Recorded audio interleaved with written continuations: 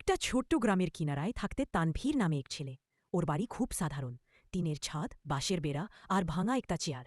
কিন্তু তানভীরের চোখে ছিল বড় স্বপ্ন, গ্রামের প্রথম ইঞ্জিনিয়ার হওয়া। প্রতিদিন সন্ধ্যায় যখন গ্রামের সব ঘর আলোয় ঝলমল করে উঠতে, তানভীরের ঘটা তখনও অন্ধকারে ডুবে থাকতে, কারণ তাদের বাড়িতে নিয়মিত আলো জ্বালানোর মতো টাকা ছিল না।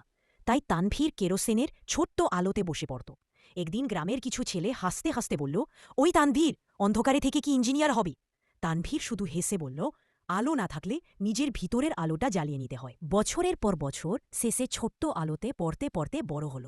পরীক্ষার দিন ভোরে মাকে বলল, দোয়া কইলেন আম্মা, আজ আমার যুদ্ধ। ফলাফল বের হলে গ্রামের সবাই অবাক। তানভীর ইঞ্জিনিয়ারিং ভর্তি পরীক্ষায় প্রথম।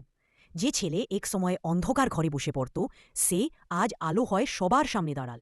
সে শুধু নিজের নয়, গ্রামের সব গরিব ছেলেদের দেখিয়ে দিল, পরিস্থিতি না, মনটাই ঠিক করে দে কে কত বড় হবে।